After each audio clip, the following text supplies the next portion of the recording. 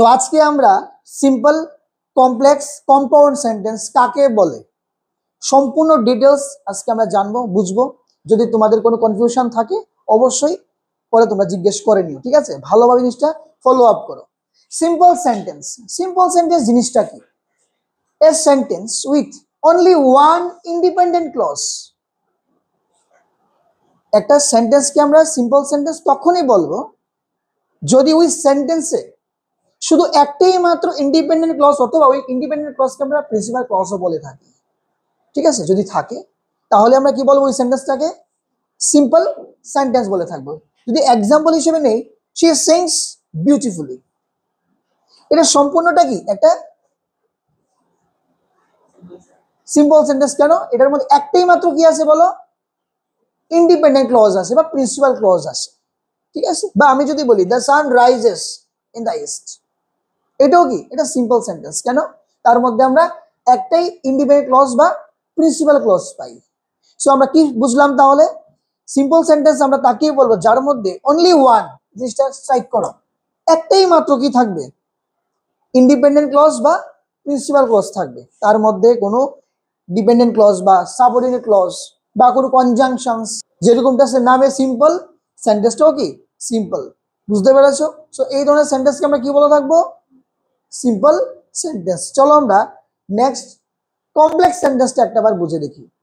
A sentence that has one independent clause plus at least one dependent clause। শোনো বলছি, simple সেন্টেন্সে আমরা কি বলেছিলাম?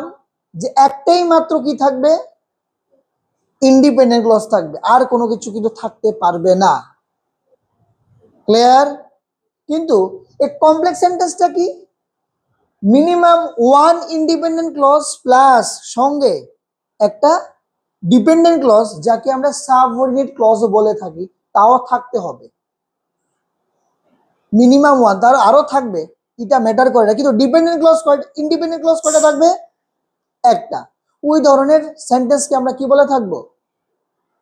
Complex sentence. কিন্তু মিডলে সাবঅর্ডিনেট কনজাংশনসও কি আমাদের প্রেজেন্ট থাকবে। Subordinate, not coordinate, subordinate conjunctions. Actually subordinate conjunctions কোনগুলো তা নিয়ে তোমাদের জন্য আমি একটা স্লাইড আলাদাভাবে লিখে রেখেছি, দেখো। Because, although, since, when, if, unless, until, এই সকল হচ্ছে কি সাবঅর্ডিনেট ক্লজ। যদি প্রশ্ন করো স্যার কোঅর্ডিনেট ক্লজ গুলি কোনগুলো, আমি বলবো ফ্যান বয়েস। তোমরা ম্যাথসে বদমাশ পড়েছো, সো আজকে তোমাদের কি দেখাচ্ছি? তোমাদের ফ্যান বয়েস। কেউ বলতে পারবে ফ্যান বয়েসের ফুল ফর্মটা কি? দেখো তো। এফ ফর, এ দিয়ে হচ্ছে এন্ড, এন দিয়ে হচ্ছে কি নর, বি দিয়ে বাট, ও দিয়ে হচ্ছে কি অর, ওয়াই হচ্ছে ইয়েট, এস দিয়ে কি ভেরি গুড। এগুলো হচ্ছে কি তোমার কোঅর্ডিনেট কনজাংশনস। সো আমি তোমাদের যে বললাম কমপ্লেক্সে সাবঅর্ডিনেট নাকি কোঅর্ডিনেট, সাবঅর্ডিনেট কনজাংশনস থাকবে, ঠিক আছে? এবং মনে রাখবে ডিপেন্ডেন্ট ক্লজের আগেই কি থাকবে? সাবঅর্ডিনেট কনজাংশনস গুলো। So I stayed home because it was raining, এই যে পার্টটা, এটা হচ্ছে কি আমাদের ইন্ডিপেন্ডেন্ট ক্লজ, এটা হচ্ছে আমাদের কি সাবঅর্ডিনেট কনজাংশনস। আর ওইটা হচ্ছে আমাদের কি ডিপেন্ডেন্ট বা সাবঅর্ডিনেট ক্লজ। মিনিমাম একটা প্রিন্সিপাল ক্লজ এবং একটা প্রিন্সিপাল ক্লজ প্লাস যে কোনো একটা মিনিমাম একটা কি আমাদের যদি সাবঅর্ডিনেট ক্লজ থাকে, তাহলে এটাকে আমরা কি বলে থাকবো? Complex sentence. কিন্তু মিডলে কি রাখতে হবে? Subordinate conjunctions. এই যে she smiled, principal clause, meaning complete, ঠিক আছে? এটার দরকার নাই, এটা নিজেই স্ট্যান্ড পজিশনে আছে, ঠিক আছে? মিডলে কি আছে বলো? Subordinate conjunctions. তারপরে এটা কি সাবঅর্ডিনেট ক্লজ। একটা, আরো থাকতে পারে, কিন্তু ইন্ডিপেন্ডেন্ট ক্লজ কয়টা আছে আমার এখানে? একটা। এটাই হচ্ছে তোমাদের মেইন ডিফারেন্সটা। চলো আমরা কম্পাউন্ড সেন্টেন্সটা একটাবার বুঝে দেখি। A sentence that has two or more independent clause. Compound sentence আমরা তাকেই বলবো যে সেন্টেন্সের মধ্যে মিনিমাম দুটা ইন্ডিপেন্ডেন্ট ক্লজ থাকবে। কমপ্লেক্সে কয়টা থাকবে? মিনিমাম একটা। সিম্পলে কয়টা থাকবে? একটা। কিন্তু কম্পাউন্ডে কয়টা থাকবে? মিনিমাম দুটো।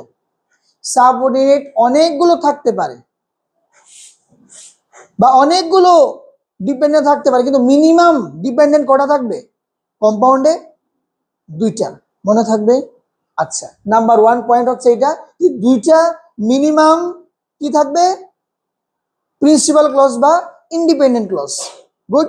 এরপরে আরো একটা কন্ডিশন থাকবে, কোঅর্ডিনেট কনজাংশনস থাকবে, সঙ্গে থাকবে কি?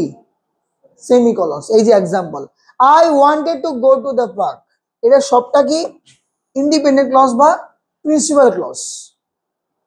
বুঝতে পেরেছো? এটা কমা।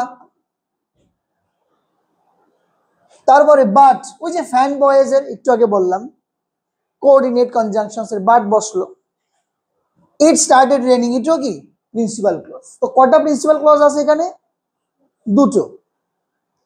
মিডলে কি আছে? কমা বা সেমিকলন। ঠিক আছে। আর কি আছে এখানে? Coordinate conjunctions. এই যে এই ধরনের সেন্টেন্সকে আমরা কি বলে থাকবো? Compound sentence. যদি আমি তিনোটা সেন্টেন্সকে একসাথে রাখি, ডিফারেন্সটা কিভাবে আসে? ভালোভাবে মনোযোগ দিয়ে শোনো। Simple sentence means what? Only one independent or principal clause, nothing else. Last a full stop. Good. Simple complex sentence কি আছে?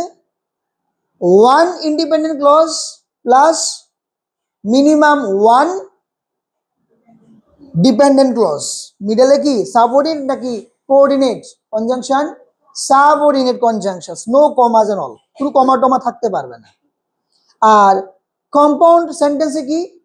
Minimum two independent or principal clause, মিডলে কোঅর্ডিনেট কনজাংশনস এন্ড সেমিকলনস বা কমাস। বুঝতে পেরেছো? এটাই হচ্ছে simple complex কম্পাউন্ডের মধ্যে কি ডিফারেন্স। ক্লিয়ার?